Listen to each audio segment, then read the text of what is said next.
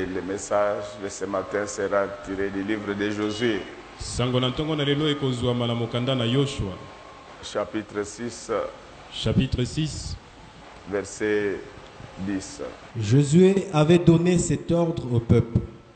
Vous ne crierez point, vous ne ferez point entendre votre voix, et il ne sortira pas un mot de votre bouche jusqu'au jour où je vous dirai, poussez des cris, alors vous pousserez des cris. Amen. Parle la main très fort pour le roi des rois. Le message de ce matin s'intitule Les mots de passe. Yango ezali mot de passe. Alléluia. Amen. J'espère que vous avez suivi la lecture avec moi. Nakanisi bolandi litangi elongo na ngai. On a parlé du mot là-bas. Balobi nantina na mot kuna. Est-ce que vous avez suivi la lecture? Bolandi yango malamu. Parce qu'il ne faut pas que qu'on puisse vous plonger dans l'embrouille. Donc, tout ce que nous prenons est dans la Bible. Nous avons dit que nous parlons du mot de passe. Tolobaki tozali koloba nantina nalikomi ekopesa nzela. Le mot de passe c'est quoi? Likomi ekopesa nzela ezali nini? Le mot de passe, likomi ekopesa nzela, c'est une instruction yango ezali eloko qu'on donne aux personnes qui sont initiées. Oba kopesa kaka na bato oyo babongisami. Alléluia. Amen. Avant le développement de la technologie, yambo ete mokile bako fuluka, les mots de passe s'est passé de manière littéraire. Likomi oyo kopesa nzela ezali kosalema olengi akokoma. C'est pourquoi si vous trouvez quelqu'un qui ne comprend pas que ça vient de la Bible, il faut lui dire que il y a la différence entre les canards et les aigles. C'est-à-dire qu'avant le développement de la technologie, les gens qui appartenaient à une même confrérie se donnaient des instructions auxquelles d'autres personnes ne pouvaient pas avoir accès. Dans notre pays, par exemple, lorsqu'il y a eu l'opération de Titimboka, il n'y avait qu'une province qui avait le mot de passe. Le mot de passe, c'était que lorsque celui qui vous attaque dit lititi, toi tu devais répondre mboka. Donc celui qui répondait mboka, on ne pouvait pas les sanctionner. C'est ainsi que même lorsque les militaires sont au front, il y a le mot de passe. Parce qu'il arrive de à l'adversaire de porter les uniformes du camp adverse.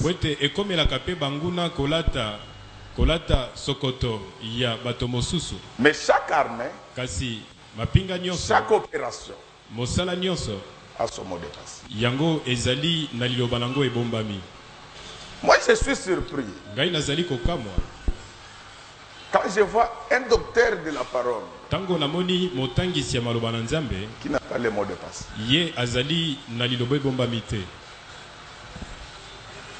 Et tu n'es pas encore entré dans les systèmes. Comment tu pourras décrypter ce qui est dans les systèmes pour amener ça aux autres? C'est ainsi que lorsqu'on sortit les livres, il n'y avait ni dans les cieux, ni sur la terre, personne qui pouvait ouvrir les livres et d'en rompre les cieux. Les livres ne pouvaient pas être ouverts parce que les livres contenaient les affaires d'en haut. Il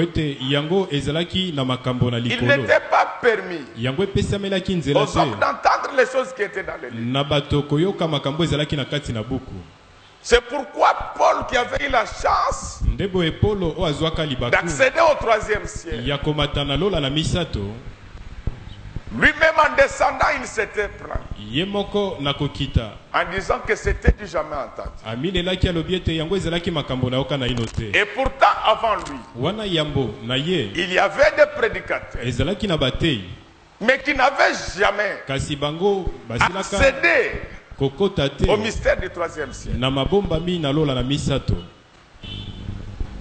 C'est pourquoi ce n'est pas bien de discuter autour de la parole.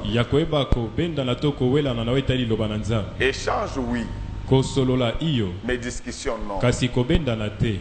Parce que vous risquez de discuter avec Barthélemy.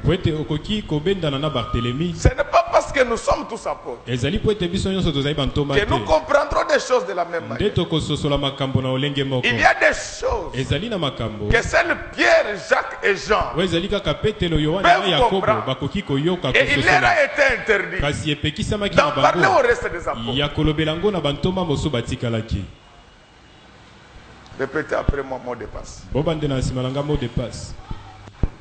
Alors quand Dieu a regardé, il s'est rendu compte qu'il n'y avait personne qui avait les codes pour ouvrir les livres et d'en rompre les sceaux. My God! Il a envoyé son fils unique. Le fils avait les codes de par le sang qui coulait dans ses veines. Ne peut comprendre le mystère de la parole que celui qui a le sang. Dites amen, je vais expliquer. Amen. La Bible, ce n'est pas l'affaire des cousins. Il y a des frères en Christ, mais il y a aussi des cousins en Christ. Parce que Jésus et Lucifer ont grandi dans la même maison.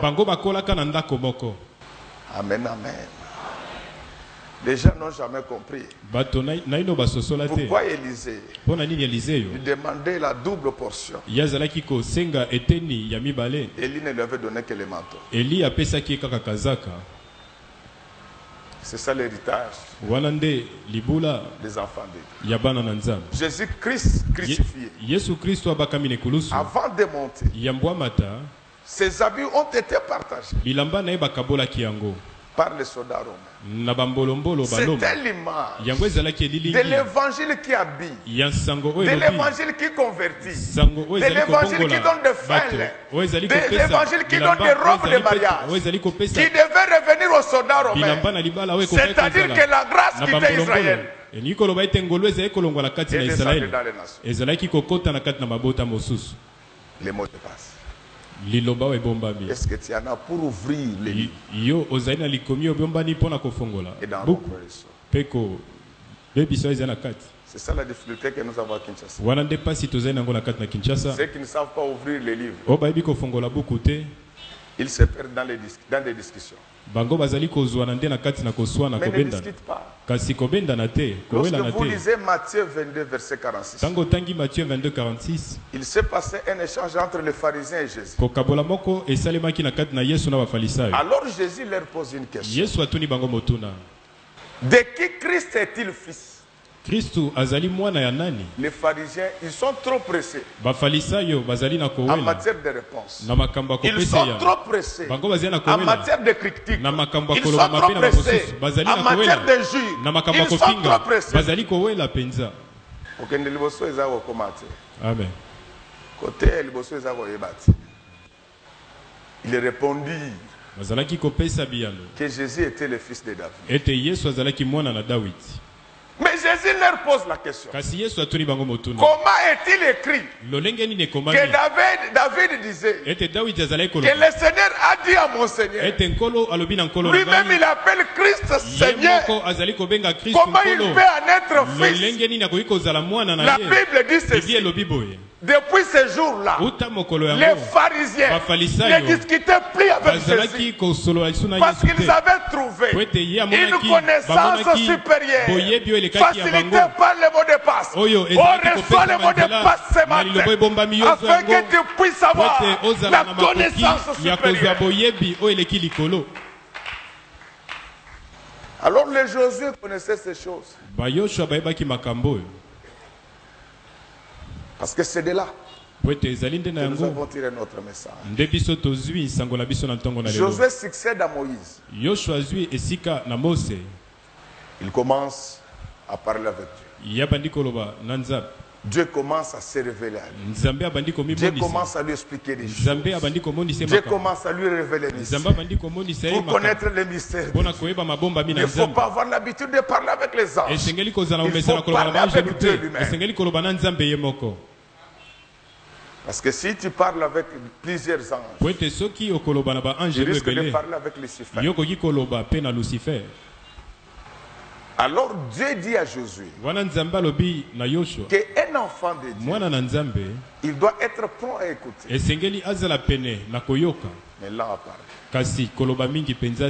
La plupart des prières des gens de Kinshasa ne montent pas à cause de cette précipitation, à cause de cette dromologie, c'est-à-dire la science de la vitesse, et de l'esclavage sur la société.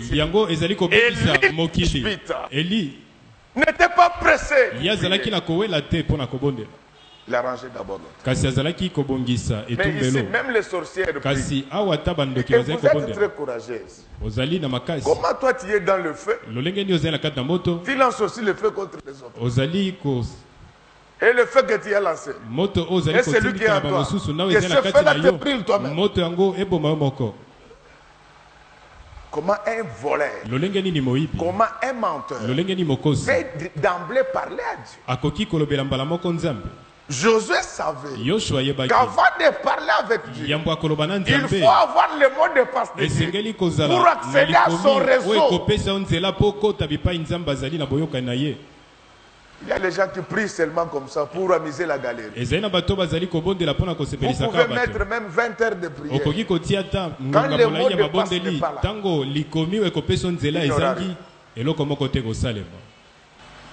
Alors Josué, dans cette marche vers Canaan, les pays qui ruisselaient le lait et le miel,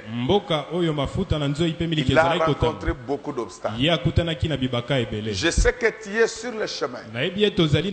Tu es en route vers la ville qui donne le lait et le miel. Mais tu rencontreras beaucoup d'obstacles. Si tu as vraiment le mot de passe, tu passeras. Alors, ils arrivèrent devant une ville qui était la plus fortifiée. C'était Jéricho. À l'époque, les villes étaient clôturées.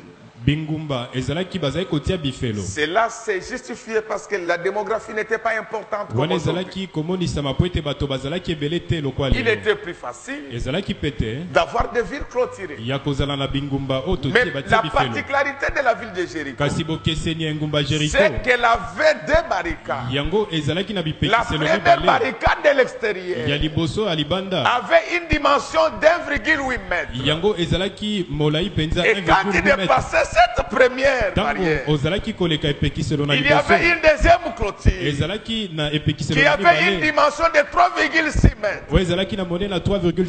Et comme si cela ne suffisait pas, Jéricho était construit, était bâti sur la montagne. C'est-à-dire que lorsque vous attaquez les gens de Jéricho, il suffit seulement qu'ils montent sur leur clôture, qu'ils commencent à vous jeter des pieds. Vous ne parviendrez jamais à arriver là où ils sont. C'est ainsi que la Bible dit que voyez-vous, nous sommes comme une ville qui est bâtie, construite sur la montagne. Quand nous sommes sur la montagne, les gens de la terre ne peuvent rien contre nous. Parce que même si nous n'allons pas monter sur la clôture, les anges le feront.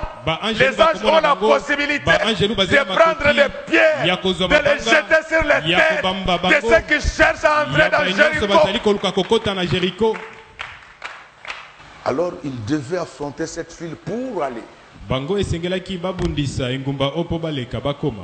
et entrer dans la terre promise. Josué qui causait avec Dieu, il leur dit ne parlez pas, ce n'est pas encore le moment de parler. On ne prie pas vaille que vaille. On ne prophétise pas vaille que vaille. Il faut regarder si tu as le mot de passe, qui te met en réseau, qui te met en contact, qui te lève au même diapason que Dieu. C'est pourquoi vous vous posez des questions. Nous prions, mais nous ne recevons rien. La Bible dit, nous savons du reste que Dieu n'exauce pas les péchés.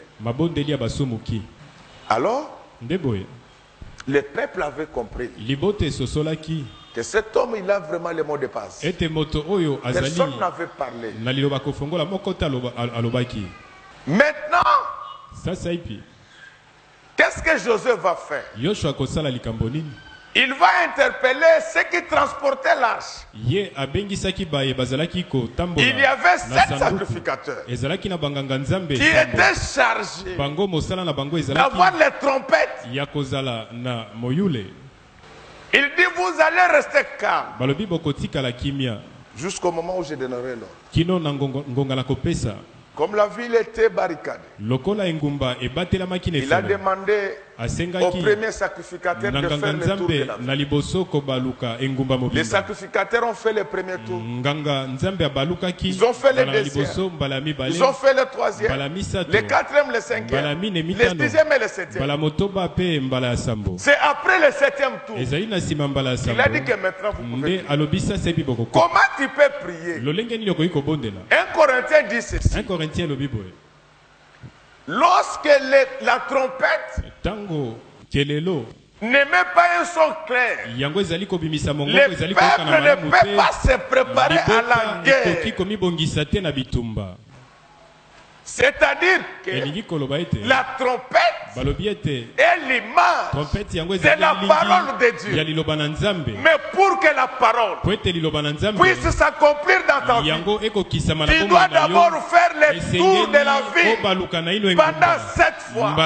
Les chiffres 7, vous le savez parce que nous le disons régulièrement. Il représente la chose dans sa complétude. C'est-à-dire que pour que Dieu t'entende et t'exauce immédiatement, tu dois faire le tour de la vie avec toute la parole de Dieu. Cela veut dire que partout on te trouvera, au marché, à l'école, au bureau, sur le boulevard, en Europe, au village, tu dois pratiquer la parole de Dieu. C'est à ce moment-là que quand tu ouvriras les bouches, le Seigneur descendra du ciel. Amen. La ville, ce n'est pas seulement l'État. Toi-même aussi, tu es aussi une ville. Il faut qu'on puisse sonner la trompette pendant 7 jours autour de toi. Il faut que tes cheveux, que tes oreilles, que ta langue, que tes doigts obéissent à la parole de Dieu. À ce moment-là, quand tu vas parler, Dieu fera quelque chose. Ne vous fiez pas aux apparences. Les hommes sont devenus trop méchants. Il faut aimer Dieu. Il va vous épargner de tous leurs complots, de toutes leurs cabales. Parce que lui, il rémunère chacun selon la bonté de son cœur.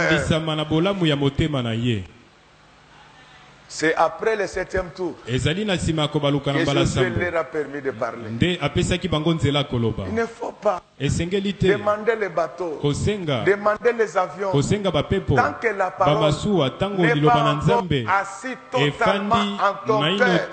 C'est une perte de temps. Et puis vous avez une drôle de façon de prier à Kinshasa. Mais derrière toi, il y a le mur. Il ne faut pas écouler le mur. Allez, maintenant arrachez vos enfants.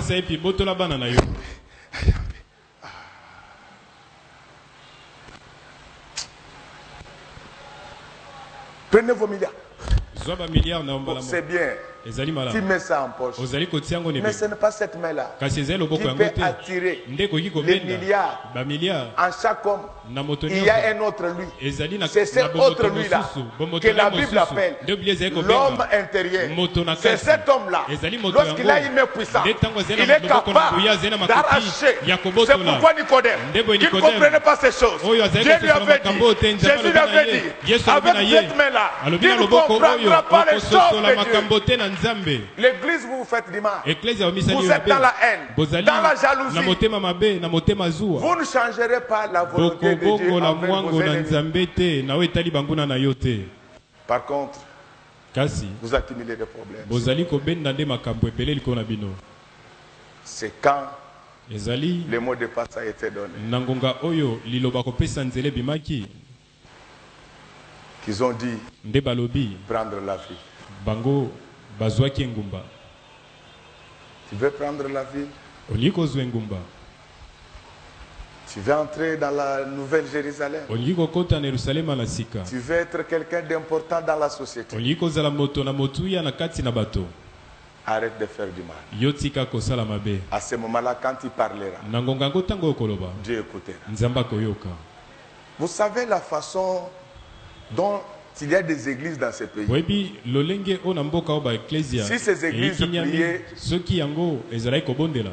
dans la vérité, il ne devrait plus y avoir de misère au Congo. Alléluia. Amen. Le christianisme a impacté tout ce qui était autour de Jésus.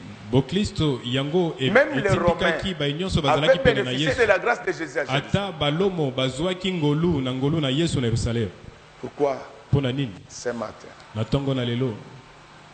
ton cœur ne peut pas t'interpeller pour que tu prennes le mot de passe. Cette logique a continué. C'est ainsi que lorsque vous êtes dans le livre de 2 Rois 18, à partir du 26e verset, on nous parle de la guerre qui opposait Ézéchias au roi d'Assyrie. Le roi d'Assyrie, il envoie Rabshakeh, qui était le chef de prince d'Assyrie. Il va lui dire qu'il va voir Ézéchias. Il faut lui dire que je vais l'attaquer. Donc il faut comprendre que dans la vie, quelle que soit ton innocence, quelle que soit ta bonne foi, il y a des gens qui vont t'attaquer à l'occasion de rien. Quand ces gens arrivent, ils commencent à dénigrer Dieu. Ils commencent à refuser ce que les dieux étrangers avaient fait. Le peuple était dans la tourmente. Mais ce que j'aime, c'est Ézéchias. Il réagit de la même manière que Josué. Il dit, ne répondez même pas. Ne sortez aucun mot. Toi pour un rien.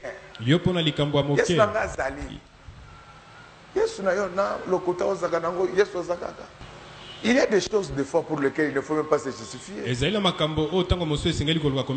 la Bible dit, et quand on dira faussement des choses contre vous. Ézéchias dit que ne vous en parlez même pas. Après avoir dit cela, il s'est rendu au temple. Il invoqua l'Éternel. Et le prophète Esaïe, il a envoyé un message que le monde saura que Israël a un Dieu. Quand il y a le mot de passe, le monde saura que Antoine Anaclé Annie, Pierrette et Pierre ont un Dieu.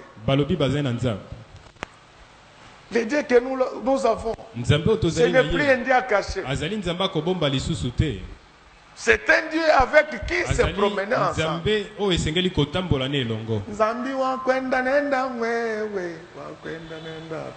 Il faut marcher avec Dieu. Les filles ici, lorsqu'ils sont courtisés par les garçons, elles cachent tout de suite le Nouveau Testament. Même parmi les frères, il y a des gens, là où ils travaillent, on ne sait pas qu'ils prient. Parce que quand il y a le vol, lui aussi il est dedans. Il dit où est Moussala? Ah, Moïbe est Moussala. Congo est un ami bébé. Kobanda na Léopold. Bino batu nyonso boyiba mbongo à l'état. Nazana projet, nzamba pesa mbongo. Na kosalisa prière na stade de martyrs. Ata toza 2. On va prier bokokweya moko na moko. Boli akambongo a Congolais, Congolais kufa kanzala. Luyibaka. Luyibaki na Mobutu, luzongi lisusu po luyibaka. Makambo s'est changé, oya koyiba turo yo, mbase kangai.